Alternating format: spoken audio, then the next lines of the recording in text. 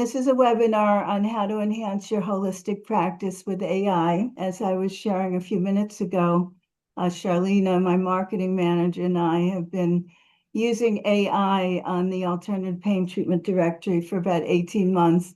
We've been taking courses and experimenting, at times having fun with it, at times getting a little frustrated with it. But it's really mind-blowing at times what it could do for you. In terms of what holistic practitioners are facing, AI can help with a lot of the challenges that we face, just being overwhelmed by administrative tasks, having difficulty staying up with the research in our field, in related fields. We have limited time for patient education, limited time and expertise for marketing, and AI can help with all of those things. So what is AI? AI stands for artificial intelligence. And what that is computers have been taught by loading information into them how to think like a human being. So when you use an AI program, it's actually capable of responding the way a person does. It can understand language, it can recognize patterns, it can answer questions, it creates text and images, and all of that is generative. It's not a matter of it's copying and pasting from something. When you use the AI to write something, you don't have to worry about plagiarism because it's not taking something from somewhere else and just copying it and presenting it to you. It's actually creating something brand new, just like a person can if they were using their own brain for the task. So what can AI do for you? It can enhance decision making by analyzing data, taking data from different sources to support whatever your goals are. It can reduce administrative and research workload. It can find studies and interpret them for you. It can write content. It can improve access to research. I'm going to show you a really phenomenal research tool in a few minutes that is just mind-blowing. If you've been around a long time and you used to go to the local medical college library to find journal articles and copy them and read them and have to synthesize them and figure them out yourself, and how to sort all the different differing opinions and whatever. It's just so much easier now. It can help you prepare patient communications, patient educational material. It can help you write blogs and produce videos. It can help you market your practice in all the different types of social media and types of media that there are out there. So I'm going to go over just a few AI tools that are out there. There's just an overwhelming number of tools, but these are among the best. Probably no matter what you want to do, these 4 tools would do it for you.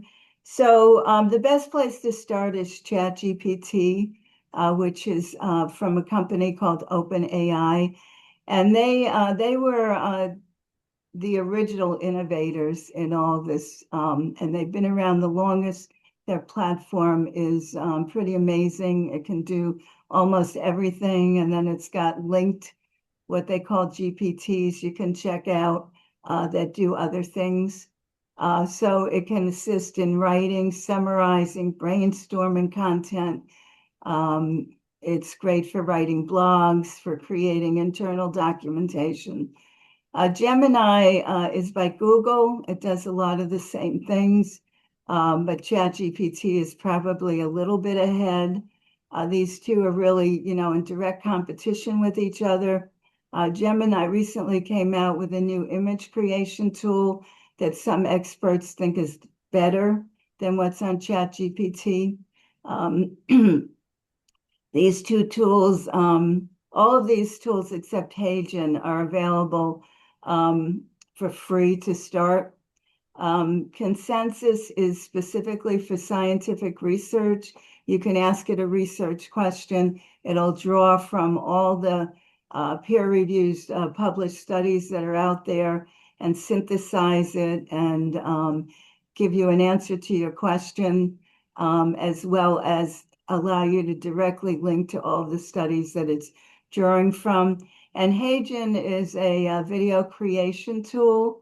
It can take your image, or it's got preloaded people on there that they call avatars and preloaded voices. You can give it a script and it will produce your video. And we're going to demonstrate all of these as we get a little bit more into what the specifics of the different tools. So ChatGPT, what it is, it's an all-purpose tool for AI. It can answer questions and explain complex topics. It can rewrite, and edit almost any kind of text. It can brainstorm and create strategies. It can summarize and extract information. It can work with data. It can browse and search the web for up-to-date information. So, just as some examples, I've asked it to write blogs for me. I've asked it to write press releases. I've asked it to write emails. I've asked it to find people on the web that might be good for the advisory board for the Alternative Pain Treatment Directory. And then I've asked it to write person-specific emails to the people I'm inviting, saying, this is why I'm inviting you. I want to draw on your specific expertise and that kind of thing. I've asked it, recently I asked it, whoops, I skipped ahead by mistake. I asked it to brainstorm for me. I've written over 350 blogs on the website, and I was a little stuck about what I wanted to do next. So I asked ChatGPT to look at all of the blogs that I had on my website and suggest a topic for me to write my next blog on, based on not only what was already on the website, but also based on, what were topics of interest to people in my audience. And they came up with the topic of safely withdrawing from pain medication, for people who are not happy with their experience with being put on opioids or gabapentin or Cymbalta. They weren't doing well with it, but they were having a challenge getting off of it. So not only did it suggest the topic, but then I said, write a blog for my audience about it. And then, I tweak it. I add, I make wording changes. I can ask it to add certain things, or I can delete certain things. You can edit it once you get it. You can personalize it too. You can upload information about yourself and say, write it in my voice. You can upload articles that you've written, give it sample writing, and say, write like me. So it's not just standard, computer ease kinds of information that you get out of it. So it can do all of that. It can understand images. For instance, and this isn't about the website, but a friend of mine was given a fruit and he didn't know what it was. And I was on a Zoom with him and he showed me it, and I didn't know what it is either. So you could upload your image and say, what is this? And ChatGPT can tell you what it is. And it turned out to be a yellow dragon fruit, which I had never seen and he had never seen. It can also generate images. So ChatGPT can generate images, but as I said, we've been using Gemini for that to some extent also. You can also talk to it. You don't always have to write. You can have conversations with it. It can do coding. Like I had an article that was in a certain format, and when I tried to copy and post it into the website, it lost all its formatting. So I said to ChatGPT, I uploaded it and I said, write this in HTML code. And it did. And then I was able to, copy that and post in the right place on the website. And it formatted it correctly. You can personalize the work that it generates. You can create a project that's your personal clone, and you can tell it about yourself. You can tell it about your goals, your strengths, your weaknesses, your business, and then ask it to generate content based on who you are and what your values are. You can upload writing samples and say, write like me. If you don't like the way you write, you can upload somebody else's writing and say, write it in this person's style. And it will write like the sample you give it.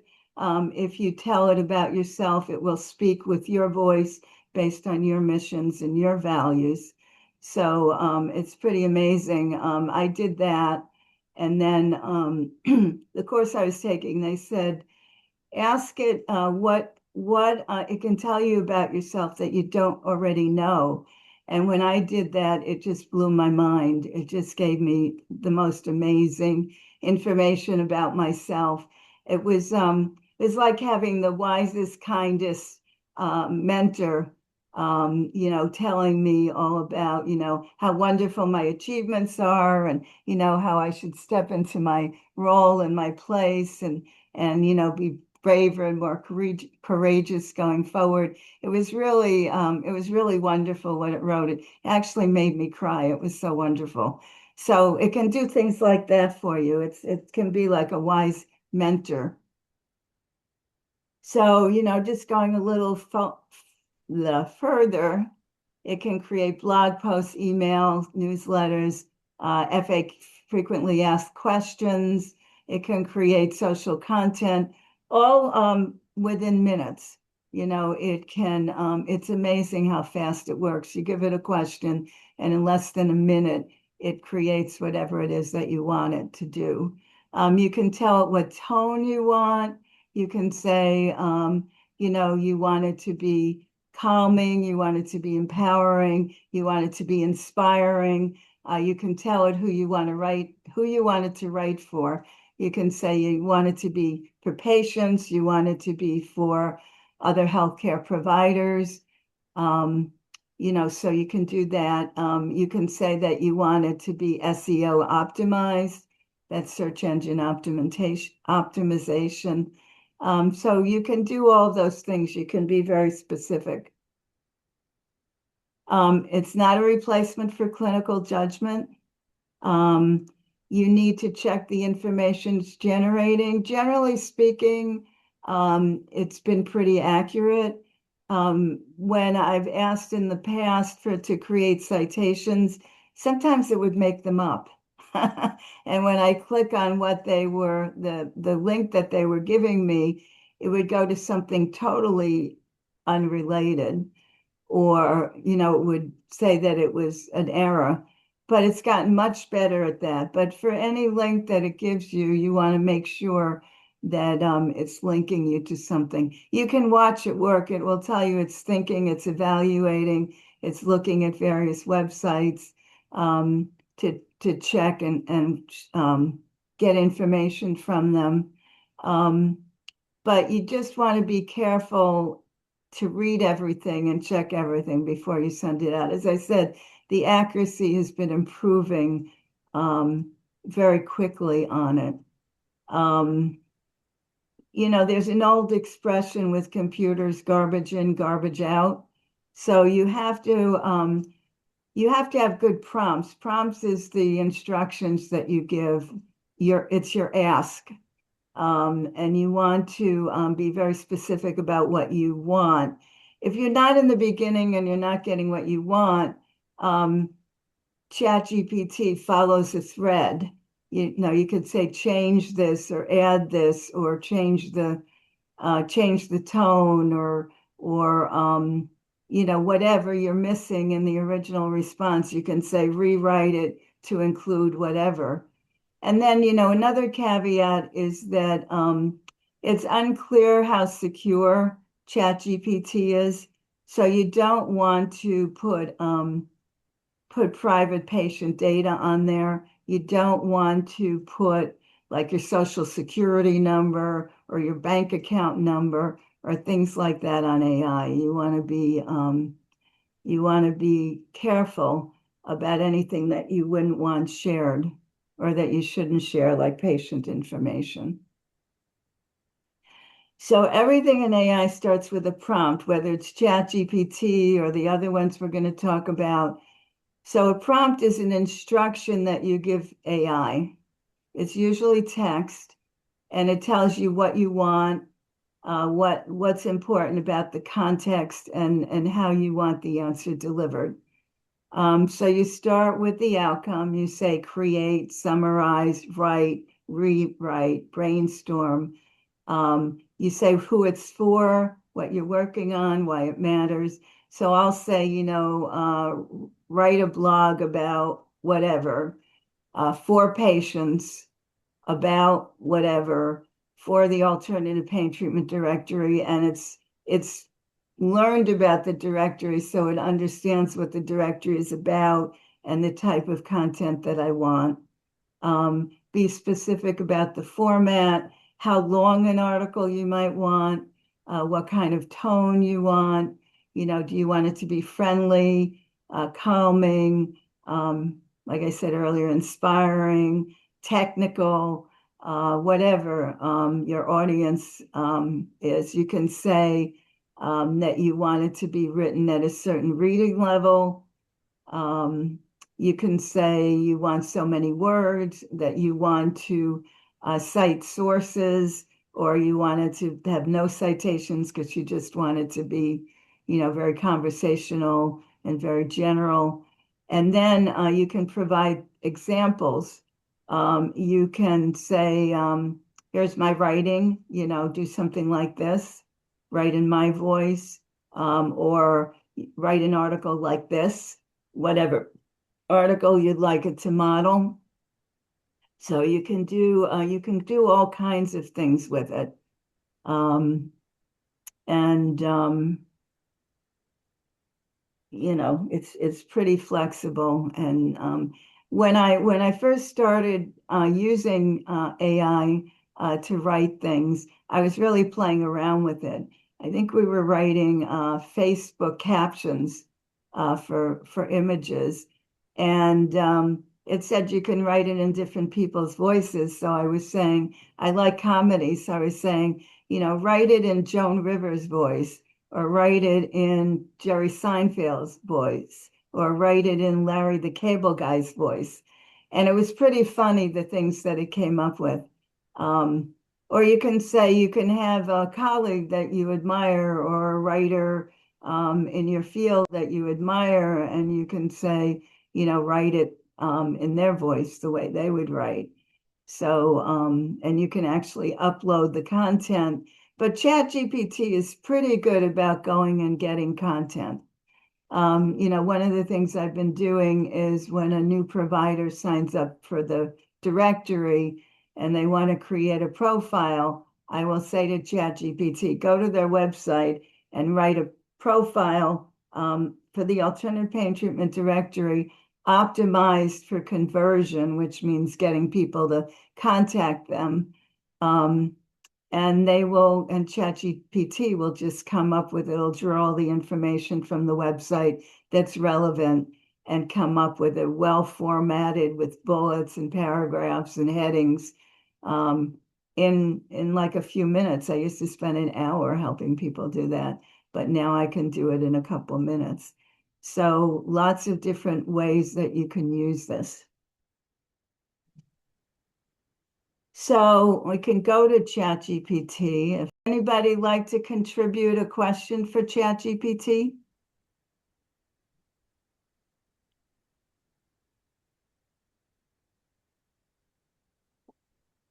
You can see here that it's got something called projects. And so this AI Bootcamp clone is my clone. It's got my personal information and my writing samples and things like that. So everything I do in that one is about the website, and it's about, and it'll draw from that information. I'm a political junkie, so I have a political corner where I ask political questions. Here's where I ask questions about my practice and, things that I might want to know for a client. One of the things that I did recently was I'm a neurofeedback practitioner, and I have someone else do my brain maps for me, what's called a quantitative EEG, and they send me a report. And I uploaded the report and I said, what would you recommend based on these findings? And it was amazing because it knew all about the technology, it knew all about neurofeedback. It was able to tell me what protocols to use based on the QEG and what not to do based on the QEG, and was pretty amazing. I also used it for myself. I was talking to one of my providers about some issues, some eye issues I was having, and he said, that's about the cranial nerves. That's caused by the cranial nerves. And I thought, well, I want to know more about it. So I asked ChatGPT, is this problem I'm having related to the cranial nerves? And it gave me all sorts of information about that. And then I said, well, what about, what should I do about that? What treatments work? And it gave me a list of things. And then I said, well, what about neurofeedback? And it said, yes, you could do that. And it told me what protocols to use. And I said, well, what about EMG biofeedback for my eye muscles? And it said, yes, you could do that. And it gave me a protocol. And then I said, well, what about this red light therapy device that I have? And it gave me a protocol for that. And then it said, after we went through all this, it said, would you like us to create a schedule for, what days to do what when? And I said, sure. And then it did that. And then it said, would you like a checklist? And I said, sure. So it lays out for every day all the different treatments that I could do with a check mark, days of the week. I could check off which ones I did. So it will just blow your mind what it can do for things like that. Let's just ask it to write a blog. So write a blog. Whoops. For pain patients about, let's say acupuncture for fibromyalgia. Write in a conversational tone at a, let's say, 9th grade level.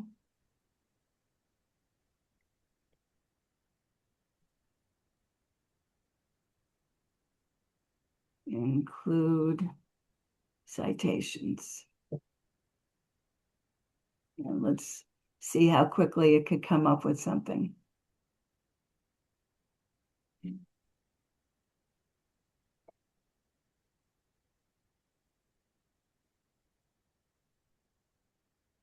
So it shows you what it's thinking of. And I have it in a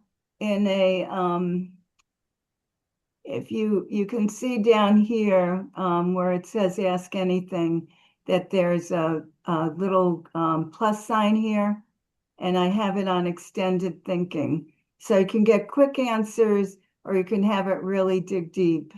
And I usually have it on the extended thinking mode. This is also, if you click this is how you upload files. So if I wanted to include a writing sample and say, here's some writing samples, write like this. Or if I wanted to include specific data that I wanted it to look at, this is where I would put that QEEG report. I recently had a client who came in and she had just had an ultrasound. She was afraid that her carpal tunnel surgery had been botched, because even months later, she's having a lot of trouble with her hand. And so we uploaded it, and we're able to have ChatGPT read the ultrasound report and explain what was in it. which was reassuring. It said that, there's nothing to indicate that anything was wrong, just that healing hadn't completely happened yet. So it was able to do that. So you can see that it thought for 1 minute and 37 seconds, and it's giving me a whole article here. So it's got headings. Is it worth trying? What is it? And what's electroacupuncture? Does it help? And it lays out the different studies. You can see there's links here that you can look at. So it cites the sources, Cochrane. I think this is National Center for Complementary and Integrative Health.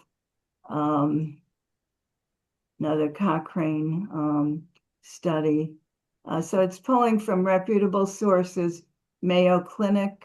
What is a visit like? What things might help? I don't think I did say fibromyalgia. Yeah. So what's a session like? Is it safe? Things to let your acupuncturist know about, like, do you have a pacemaker? Are you pregnant? How to choose a practitioner, what questions to ask, how to get the most out of it, what about cost and insurance, and then, kind of a conclusion. Should you try it? So that's how quickly you can, and then it will usually say, let's say it's thinking I'm asking about me. So it's saying, what are my symptoms, my top symptoms, whether I've tried it before, and they'll suggest an acupuncture trial plan. So it will usually do follow-up questions, and you can be here for hours. It'll say, you want me to do this next? You want me to do that next? You don't have to keep going.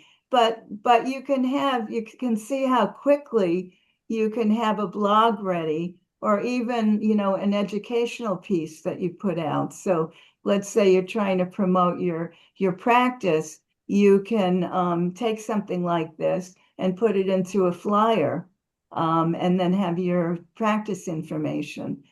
So you can use this kind of thing in different ways. You could specifically say, create a flyer or brochure promoting my practice for whatever, or create a Facebook post, create an image, create the text, the caption for it, and it will do all of that. So that's ChatGPT. The next one is Gemini. As I said, that's a general platform. Again, it will do everything that ChatGPT can do, more or less, but ChatGPT is a little more advanced. But they recently came out with something that they call Nano Banana, and it's the latest image creating tool. And you can use it to generate original images. You can use it to modify existing images. You can put an image in that you like and say, make something like this. Like, suppose you have an infographic that you like, but you want to do it about something else. You can say, do this content, but in this kind of pattern. So the image that's up here now, all I did was I said, create an image of a calico cat in a red cape flying over New York City. And this is what it came up with. I thought it was pretty good. So you can see my cute little picture of my cat. Well, the calico cat that I asked it to create with the red cape flying over New York City. So this is a situation where I asked it to modify an existing photo. So this is me. A friend of mine took this photo in front of somebody's garden. And I like the photo, but it's not really what I need for my purposes. So somebody in the AI course I was taking came up with this prompt. It says, please clean up the following photo to create a professional headshot. Please provide me with a different background, improve the lighting clarity, crop frame the image, and adjust attire. Make the eye position gaze more direct to looking at the camera. So that's the beginning. This is the first thing it came up with. So I like the face, but the outfit kind of sucks. That's not really the look that I was going for. So the first thing I did was I said, please make the jacket red. And can everybody see this now, the red jacket? Okay. And then I said, yeah, I don't really like the button shirt. So I said, please make the blouse a jewel neck and add a gold covered pin to the lapel. So it didn't really have the same definition of a jewel neck as I did. So I kept going. I said, make the blouse a crew neck, and it didn't get that one either. So I said, make the blouse a scoop neck. And then I thought the scoop was a little too low. So I said, make it a little higher. Didn't get that. I said, make the top of the blouse closer to my neck. So it finally gave me what I was looking for. And then I said, change the color of the jacket to blue. And it did this one. And then I said, make it a bit brighter blue. And then I kept asking it to add different jewelry. I said, add a necklace. I said, add a scarf. I didn't like the scarf. I said, try different colors. I kept playing around with the scarf for a little bit. I said, add in a background that's an office. I thought that was a little too modern for me. So I said, add some greenery, which it did. Then I said, oh, put me in a garden. And then I was like, and then the image has been deteriorating. So I reloaded it again. And then I said, what did I tell it to? Okay. So this is a situation where I asked it to modify an existing photo. So this is me. A friend of mine took this photo in front of somebody's garden. And I like the photo, but it's not really what I need for my purposes. So somebody in the AI course I was taking came up with this prompt. It says, please clean up the following photo to create a professional headshot. Please provide me with a different background, improve the lighting clarity, crop frame the image, and adjust attire. Make the eye position gaze more direct to looking at the camera. So that's the beginning. This is the first thing it came up with. So I like the face, but the outfit kind of sucks. That's not really the look that I was going for. So the first thing I did was I said, please make the jacket red. And can everybody see this now, the red jacket? Okay. And then I said, yeah, I don't really like the button shirt. So I said, please make the blouse a jewel neck and add a gold covered pin to the lapel. So it didn't really have the same definition of a jewel neck as I did. So I kept going. I said, make the blouse a crew neck, and it didn't get that one either. So I said, make the blouse a scoop neck. And then I thought the scoop was a little too low. So I said, make it a little higher. Didn't get that.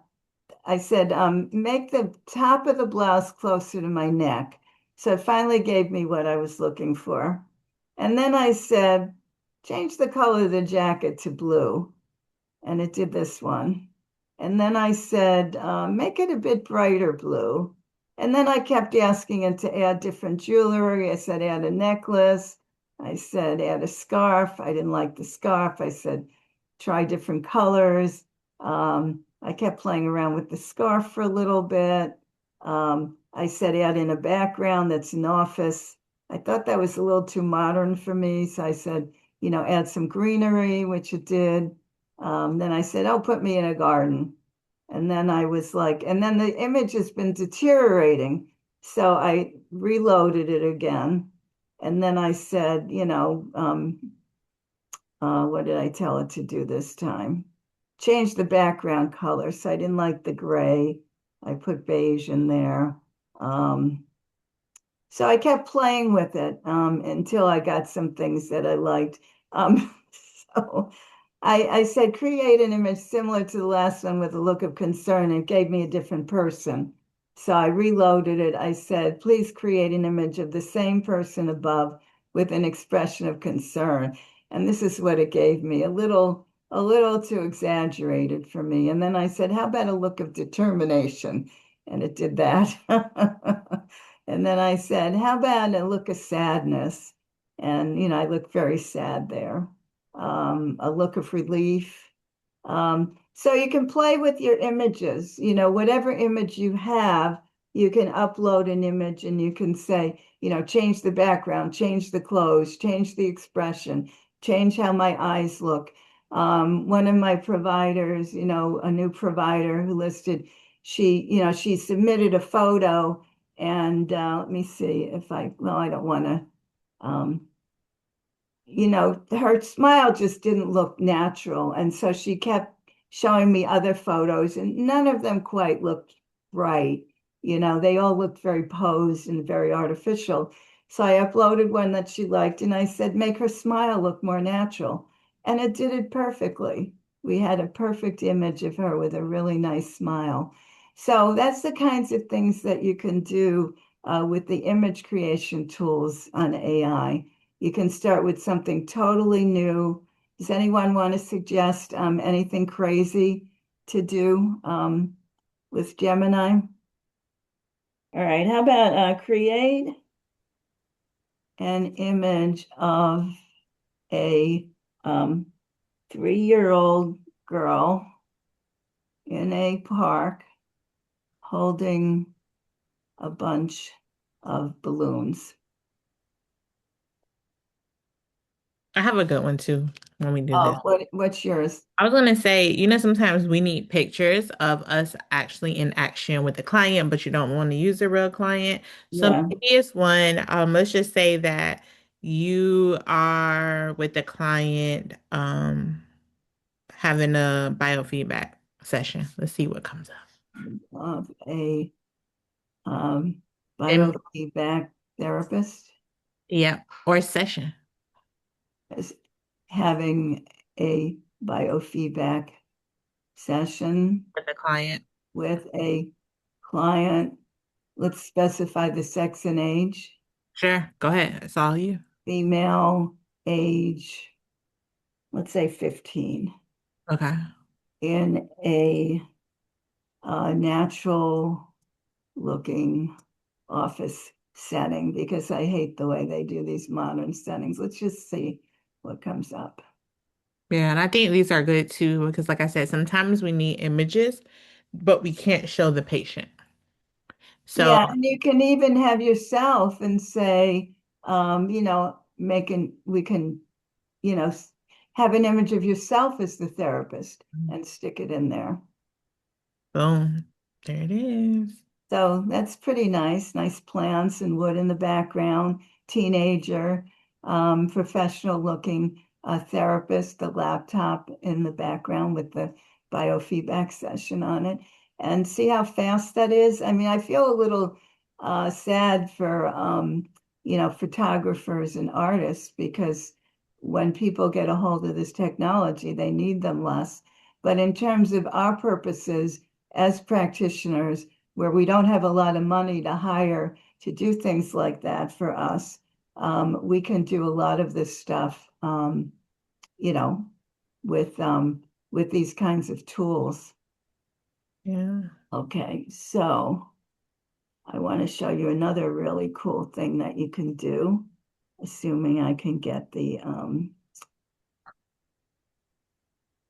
sequence right here. Let's see. So here I am on the PowerPoint. But I'm going to have to find the spot again because it seems to have lost it. Okay, let me see here.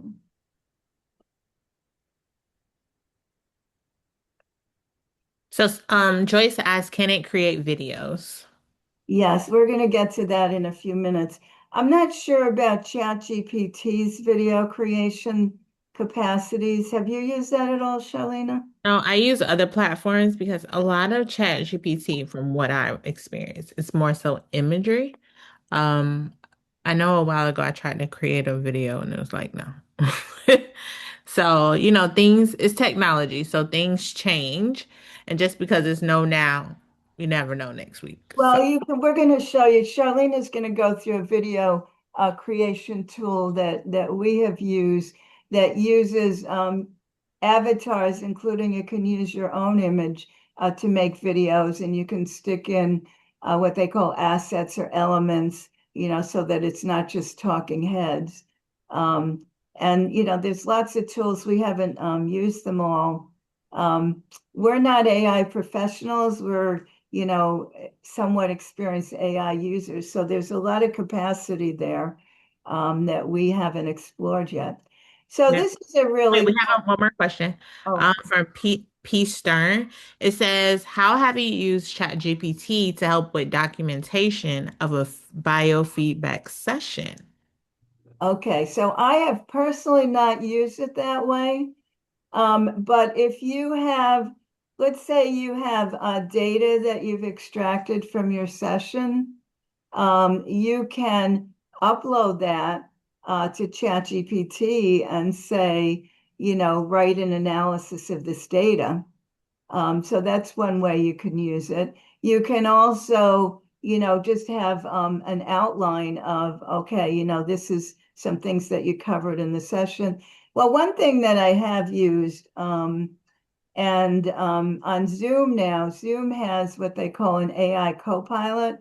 And I do sessions with my clients on Zoom. They use their devices that don't have identifying information.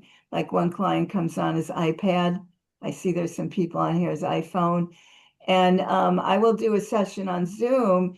And then at the end, within seconds, it'll give me a summary of the session, what we talked about, who agreed to do what the client agreed to do between sessions is homework, what I agreed to do to follow up with the client between sessions, anything we've talked about in terms of next steps. It will summarize all that. So those are two ways that you can do it. Um, I'm Yeah. not great about, detailed notes because I'm a little paranoid, and some of my clients are about, insurance companies trying to get, detailed data about them that's more personal than they want to share. So that's me. Um, any other questions? Yeah, Dr. Ryan, she asked, have you used XAI? No, I haven't. Is that Elon Musk's? I think that must be Elon Musk's platform. Can she confirm that or? I believe it is. I'm kind of looking into it, but Dr. Ryan, Yeah, she said yes. She said yes. yeah, so this is another issue of garbage in, garbage out. I have not been on the platform and I'm not on X, formerly known as Twitter, for political reasons. But what I've heard is that there's been some really bad stuff generated by Elon Musk platforms. A lot of negative, nasty stuff comes up sometimes when you ask it questions. So it's not a platform that I've heard recommended by anybody. Um, I think he might also be affiliated with something called Grok. Yeah, that's what it is. Yeah. So, there are other platforms now. ChatGPT is pretty neutral. I have had I have gone to Gemini and said, create an basically unflattering caricature of very well-known political figure. Um, and included some specifications, and it won't do it. It says, I forget exactly how it says it, but it says, that's nasty and we won't do that. But then I went back to ChatGPT with the same prompt and it did it no problem. So they do have limits. I know I asked, I think it was ChatGPT to do something one time, and they said that's not nice. and we're not going to do that for you. So they do have some, some of the platforms have some built-in ethics, whether we would agree with the ethics or not. Some of them, do have some restrictions that they have built in with certain limitations. Like we use Hagen to create videos with people's images. And for that one, if you're uploading an image, asking it to work with an image, you have to verify if you're loading a new image that that's you. And they make you on the platform take a picture of yourself and include identification that says this is really you. But I've seen, internet fakes. Like I got scammed by a fake that looked like it was Oprah, but it wasn't, pushing a product. And I thought, oh, Oprah likes this product. I guess I'll buy it. And then I realized afterwards it was a scam. So, there are platforms that have built-in ethics and restrictions, and there are platforms that, have no limits, and can create, content that's not real and not ethical. The ones that I'm recommending do have restrictions, and they are, you know, good platforms to use, trustworthy. So this one is really cool. It's called Consensus. It's at consensus.app. And if you ask it a research question, it will very quickly pull data from the most recent and the most relevant research on the topic. And it will give you a summary of the research, and it will cite its sources and allow you and give you links so you could go to the exact source yourself. Now, I've used this for research for blogs. I've asked it questions like, is acupuncture effective for chronic pain? I did a blog recently comparing the effectiveness of all kinds of conventional and alternative treatments in terms of what does the research say about how effective this is for chronic pain. And I did acupuncture, biofeedback, neurofeedback, massage, chiropractic, physical therapy. I did a whole bunch of things, red light therapy, all different ones. And then because I asked a yes or no question, you can see this bar on the bottom of the slide. It will give you something like this. It will say 53% of the study said yes, 18% said possibly, 3 had mixed results, 18%, 2 said no. So you can get, out of all the research that's out there, and then if you go further into the description, it will tell you the studies, whether they're considered biased, whether they're from a well-cited journal, well-respected journal or not. And it'll give you the details of each study. So besides writing this, using this for blogs and just general research about, what's going on in my field, things like that, staying up to date on different things. I've also used this. I used this recently with a client.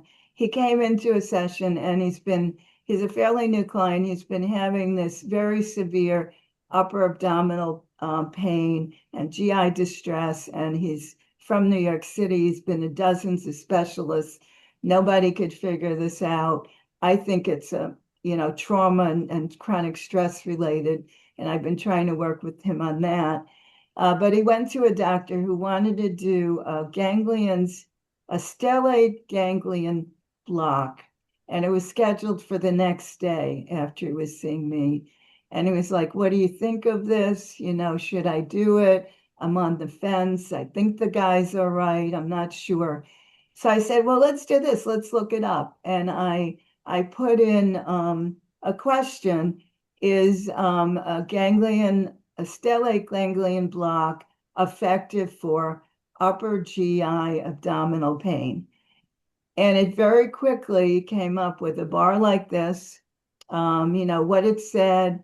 If there are safety considerations, it'll raise those. It gives you a summary at the top. And we got it within like 2 minutes. and we're able to look at it in the session and determine that, there's a likelihood it would be useful for him and that it didn't appear to have safety risks.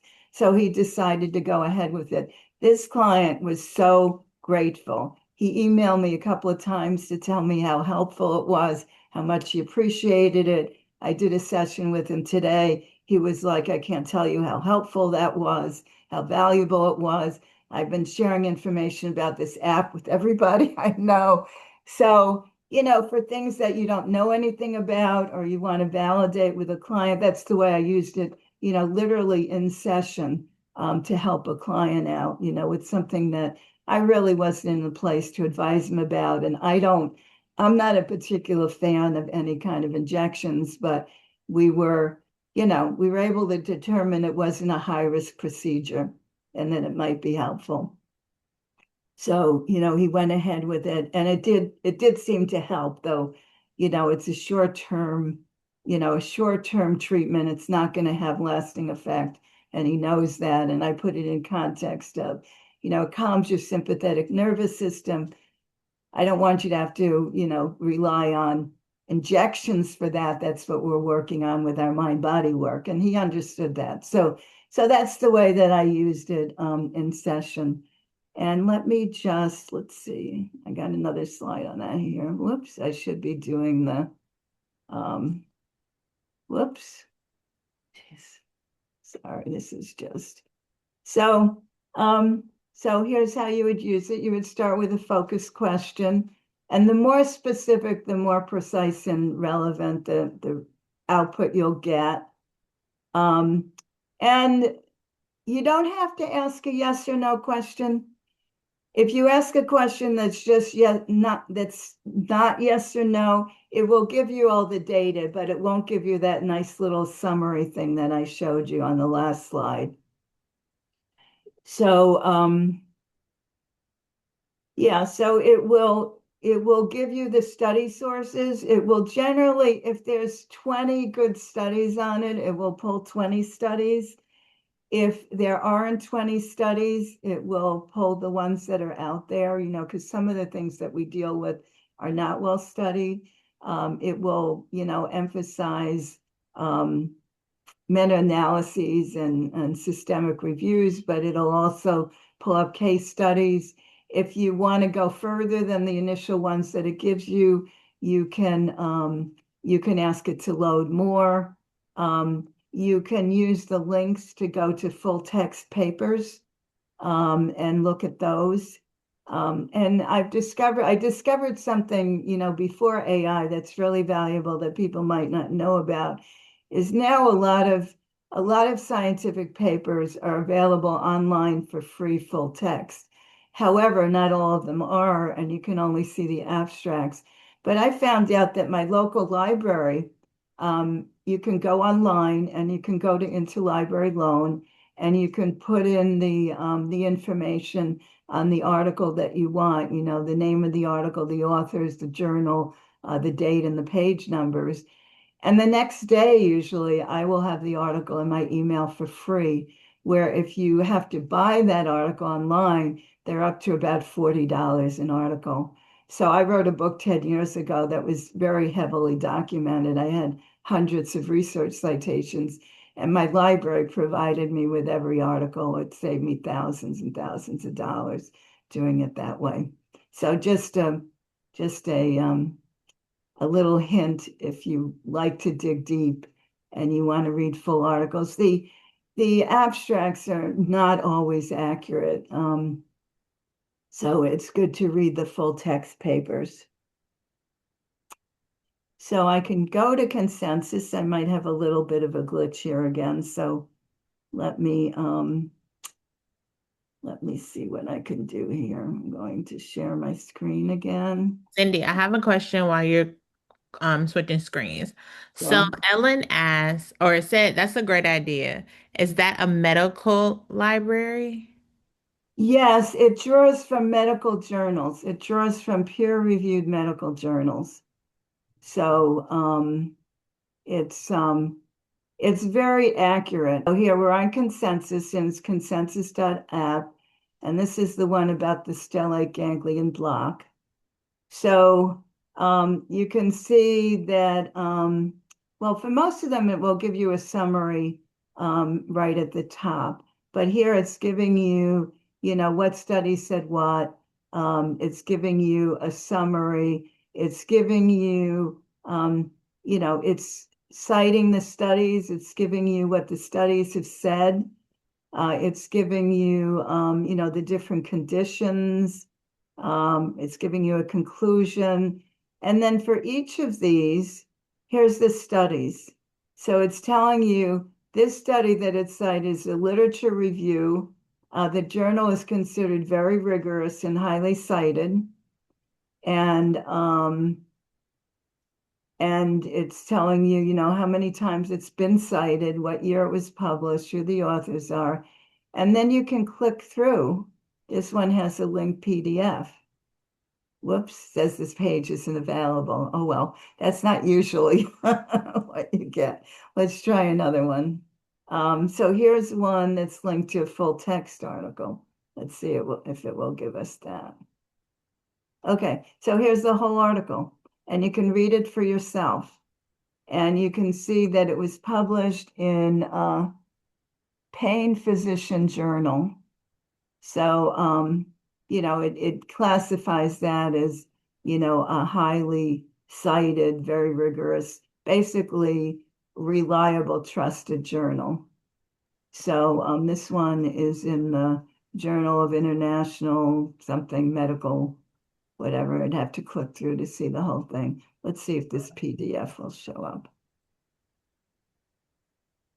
And so she definitely she had another question. Um, she mentioned that she hasn't heard of consensus yet. So she meant asking about your library, the one that sent the email with the full PDF. Right. At a So medical library or is it local library it's or just my town library. But Hmm. what they do is every library has an interlibrary loan service. So whether it's a book that you want that they don't have in their collection or an article from a journal that they don't subscribe to, they can get it for you. And you just ask, and then they will figure out who has it and ask for it. So that's how the mechanism works. Now, as far as the particular thing that I have with my library, where they're able to spend some time, going after a specific journal article and finding it and then emailing it to me. I asked, does every library do that? And they said, well, it depends on the resources of the library.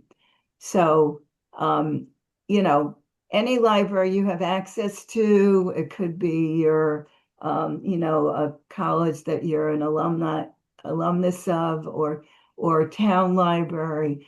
You can find out if they can do that for you.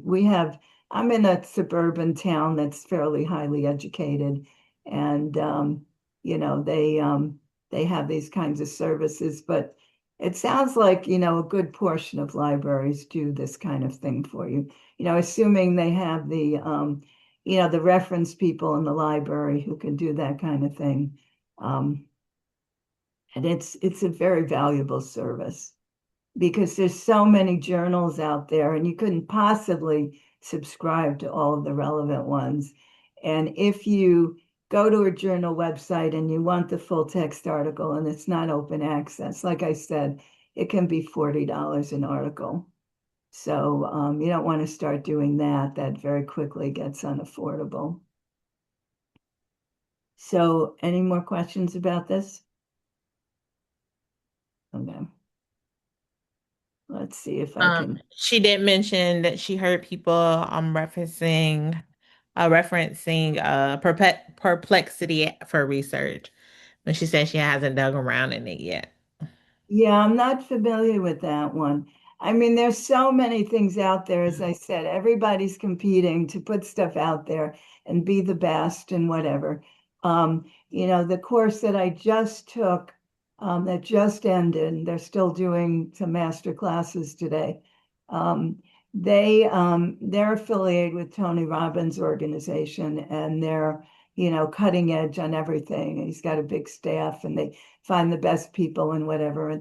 And these are they didn't specifically mention consensus, but ChatGPT, Gemini, Hagen, were the ones that they're recommending. So there's a lot of stuff out there, and it's pretty impossible for one person to keep up. If you don't know what to do or who's reliable or who to trust or whatever, you can ask ChatGPT. I mean, ChatGPT, you can ask it anything.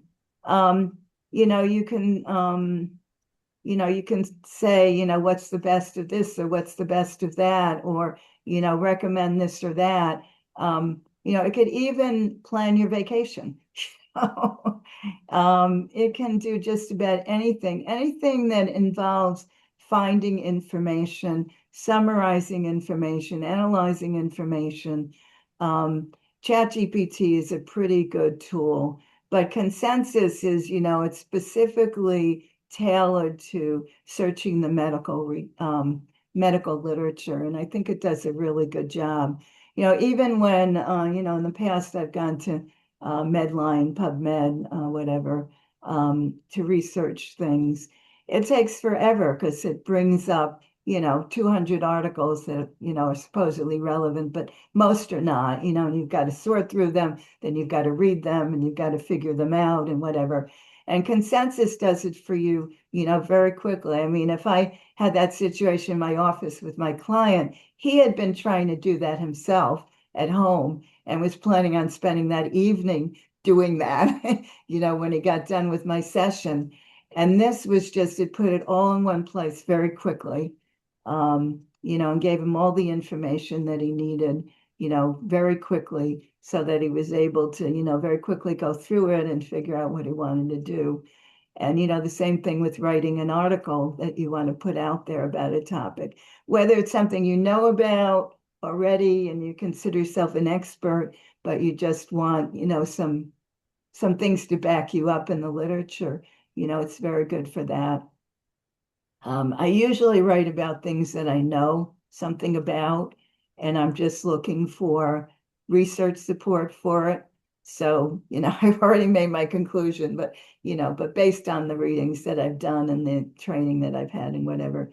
But if you're in new territory, you know, the article I just wrote on safely withdrawing from drugs, I mean, I'm familiar with that because of my concerns about patients who've been on drugs who want to get off. But this gave me all the research citations and things like that, all the trusted sources. So it wasn't just me saying that. And I'm not a doctor, and there's a little disclaimer in there. Um, it's not medical advice. Ask your clinician, whatever. But it's just, too often doctors know how to put people on drugs, but they're not trained in how to take them off. And they take people off too quickly, and then, creates a real disaster. And then the person feels trapped on the drugs that they feel are harming them or not helping them or whatever. So, this was something that ChatGPT told me to write about, and I was able to generate the information that I needed to do that. So anyway, Consensus is a really, really useful app for that kind of thing. And it was actually linked to ChatGPT. That's how I found it. If you're in ChatGPT, there's a section called on the dashboard on the side that says Explore GPTs. And if you click on it, it will tell you about other things that you could use that go beyond what they do on their platform, that you can use. So, okay. So Charlene is going to give me a break here, and she's going to talk about Hagen. She's much better at it than I am. I'll just tell you that it will take your text and make it into videos with humans. It will do it in different languages and different voices. So I'll let Charlena take it away. I'll let her share her screen. And All righty. Hello, everyone. My name is Charlena, and I am here to help you with your marketing and show more people your face, create content to help draw more people to your business. In addition to overcoming those video phobias, if you don't like recording yourself, or if you're like me, you just keep recording over and over because you didn't get it right 15,000 times. HeyGen is a great platform for that. I always encourage people to use it for professional looking things like your marketing pieces and videos like we just did. They have realistic talking AI avatars, which is amazing because once again, if you don't want to show yourself, but you want to show the community what you know, you don't have to use images of yourself. So it's amazing. And honestly, I use it to create videos, just regular videos, and maybe have my voice in the background. Or I've created avatars for myself also. All right, so here we go. So this is HeyGen. And as I mentioned earlier, in HeyGen, you can create video content um, in addition to layering the avatars on here. One thing I like to do is use ChatGPT to help me create ideas or create video scripts, and then I drop them in ChatGPT. And then sometimes I've used the avatars that they have in their library to talk over the videos or even sometimes show the avatar in place of myself, for instance. So look at all these amazing options, everything from medical to professional. You can use these for testimonials, those quick little reels that you typically do. And the people look real. They are real people, but they look legit. Like, look at this. And so you have so many options. I always say pick the person that matches your brand. Pick the person who has the scenery that matches the message that you're actually sharing with the community. So And Charlene, I just to interrupt for a second. yes. On each of these, I think you can change the clothes and background, right? Yes. So Cindy had we used a picture, but we wanted to change her outfit. We wanted to change the background and all of these things. So I'm going to jump in here to show you kind of like where we started as for pictures. And then I'll show you how you can actually get into like the AI prompting to kind of tell it what to do to make the changes. So we started with this. And so Cindy was like, hey, like, I think we need to change the clothes. And I want to change the skin. And I want to change the background and all those things. So here in the bottom here, we were able to say, hey, change it to a pink suit and make the background, what did we say? It was like a natural background with tons Yeah. of flowers. I think it was something on those lines. And so when we did that, it created this one. It created this. Yeah, that was a few different generations of All right. that because, it was like, oh, that's too much greenery. Right. Um, I said greenery, but I didn't mean like a greenhouse, Right, right. So then we went back and I think we asked it to tweak the suit and put under a shirt. So then it gave us this. Then we asked for a different color pink and then it gave us this one. I think then we went and said make it younger. Then it gave us this one. So as you see here, you can tell it what to do and it'll change whatever it is that needs to be changed. I want, You're starting with about 3 minutes of recording yourself and uploading it to Hagen. or you can have a picture. This will be great for removing acne. Yes, definitely. Yes, you can do Uh, that. You can remove wrinkles, moles, whatever you got. okay. All right. Okay. So let's just do test, test, test, test, test, test, test, test, test. All right. So wait, I hope y'all can hear. I'm gonna press play. Let me know if test, test, test, test. Yeah, we heard you. You heard that? Did you hear Yeah, that? yeah, Test, test, test. yeah. Okay. All right. So let's just say. I don't like that look. Let's just say. I can't see the chat. So, Cindy, give me some things that we can change. Do you want to put on red glasses? We could. You could put on different earrings. Okay. And let's put in some pearls. We should be able to see those. Okay. So, when you put in your generate look, it's going to give you three options. Now, just to not forget, some of these, one may look a little off. Trust me. So, just go in, you get three, you'll probably get two that look really good or similar, but one of them always kind of look weird. Okay, here we go. Now, this just made my neck longer, but look at that. It gave me the pearl earrings and the red glasses, which I never ever considered red glasses. Yeah, this is a great way of testing out new looks you might want to try in your real life for yourself. Yeah. How would I look with different glasses? How would I look with a totally different hairstyle? And then, let me just tell you one more thing. So let's just change my jacket. Let's say a white linen button-up shirt.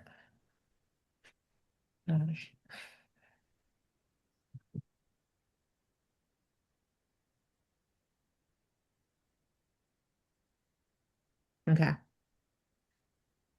Just to give people an idea of more possibilities, there are different voices in here.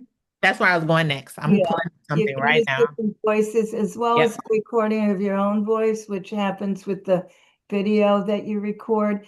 But I was on a new class today, AI class, and they were talking about in 11 labs, you can do a 30-minute recording of your voice, and it can extract from that and it sounds much more natural than when you take a 3-minute sample of your voice in this platform. And they also advise going into a closet and or putting a blanket over your head to record your voice because that tends to mimic what a studio does with modifying sound or whatever so that you get better voice quality. So, there's all kinds of things that you could do with that. Yeah, you can do the AI avatars with videos. You can use videos to create the avatar, or you can use pictures. And these are videos that I did, but you can So so one of the things about it, when you create the video, your mouth will move, if your hands are in the picture, your hands will move, but also you can put in any script you want because what keeps me from doing more videos is I flub it. Like I know what I want to say, and then I screw it up, and then you have to start all over, whatever. You can take what you want to say and type it out, and it will have your avatar say the whole thing flawlessly and you can keep doing that. You can use different scripts for different topics, change your clothes for a different look on different days. there it is. He is in a white linen blouse. Yep. So, yeah, you just, like it says here, describes the edits you would like to make to this look. So, if you want to record multiple videos and not wear the same top or whatever the case may be, you can do that. And I just want to show you all one more thing. Let's just look at this one really fast. So, as Cindy was saying, this one is one of the avatars that they have already on the platform. But I'm going to swap it out. You can record your voice, which can take the place of the avatar voice on here on this screen right now. So as you see here, we have Sophia. She has the warm narrator voice. But I've recorded some voices myself, right? So this is one of them. Hey there, here's how I sound. Hope you like it. The right voice brings avatar videos to life. Now, one thing to remember, it's your voice, but remember, it is cleaned up through AI. So it may not seem like 100 or it may not sound like you 100%, but hey there, it's similar. Here's how I sound. Hope you like it. The right voice brings avatar videos to life. Right. But if you don't like yours, there are tons, look, tons of voices. Hey there. Here's how I sound. Hope you like it. The right voice brings avatar videos to life. So, I always say too, if you don't have a big team, but you want different faces and all those things, I think using Hey Jim will allow you to do that because you can have extensions of your team that can show up for your brand also. So I would definitely say jump in, play around. It's definitely worth the subscription because you can do so many amazing things, whether it's the avatar or creating videos with or without the avatar. I love it. It's amazing and it's definitely worth trying out. Thank you. Okay, so that's Hagen. You can also, let's say, you want to reach somebody, you want to reach a community that speaks Spanish, you can have it translate your script into Spanish. So, you can make all kinds of patient education videos. You don't need a fancy team. Charlena didn't show you, but you can drop in slides. Charlena has her own business and she puts in, images that are created of scenes in the background and things like that. Um, you used to need like a whole team of cameramen and settings, that you travel to get the right background and whatever. You don't have to do any of that anymore. You can just, make these videos. Again, putting a lot of creative people out of work, unfortunately. But, maybe part of that is it's making these kinds of possibilities accessible to people like us who don't have a lot of money to spend on that kind of thing, but we want to get our message out there. And I really very strongly believe, and it's part of why I created the Alternative Pain Treatment Directory, that we need to get our message out. Alternative medicine in general is only 1% of healthcare spending right now, less than 1%, minuscule amount. A lot of practitioners don't stay in business because they can't get enough people in. So we need to get our message out. We are able to help people who, conventional medicine can help. And the more of this stuff we can all be doing, the better. So getting out there on social media, on YouTube, whatever, I think that that's really important. I, I think I talked about this before about protecting patient privacy, um, not replacing clinical judgment, add this to, anything that you research, add it to your own sense of, what's appropriate for your practice. Be careful about checking information. When you do something like consensus, you could be pretty sure you're getting accurate information. But sometimes some of these AI platforms will throw in stuff that's not true, when you're particularly like when you're researching things like political points of view, it may find biased material that doesn't reflect your point of view or whatever. So be careful with it, but use it for yourself for fun. So in terms of costs, many of the platforms have free versions. You can do an awful lot with ChatGPT, Gemini, and Consensus without spending any money at all. Hagen, they do have fees for even the basic services. You have to sign up and pay. You can pay by the month, so you can try it for a month. If it's not useful, or if you could get everything done that you need to in a month, then it doesn't have to be an ongoing expense. If you pay for plans, you get more. You can use it more often. There aren't usage limitations. Some of them, like ChatGPT, have more functionality if you pay for it. For Consensus, I think you can do like 20 queries a month for free. But if you want more than that, you pay. So I pay $20 a month because I use it so often. ChatGPT, I have their pro plan, $20 a month. So these are not things that break the bank, and they're very, very useful. But generally, free platforms are a good place to start. And if you want to start somewhere and not get overwhelmed, ChatGPT will do almost everything that you need. So as I said, begin with ChatGPT for writing or consensus for research. Start with something easy and work from there. Now, this image I generated with ChatGPT. One of the things that historically you have to watch out for is AI often distorts hands. So when I first had the image that was created, the right hand had too many fingers. So I said, fix the right hand, give it only 5 fingers. And so it gave me this image. And the hand's much more prominent in this image. But, have fun with this.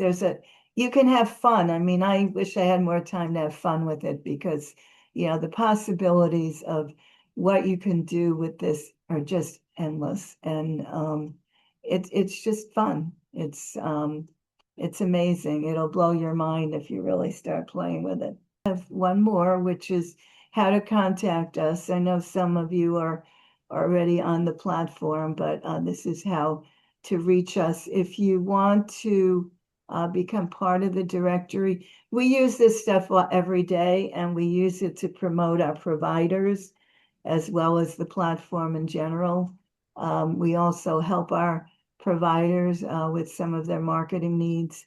We're 24/7 out there promoting your practice and using all these tools to do that. So this is the link if you want to check out membership, which is very inexpensive.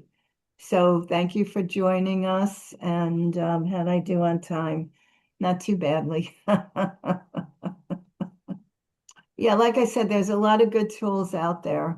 And, try them out, see what you think. Most of them you can try for free. Yeah, and I think too, something to remember when you're creating your prompt, just to be very specific. One thing I like to say is just act as if this was someone on your team and you're asking them to create a project or complete a project.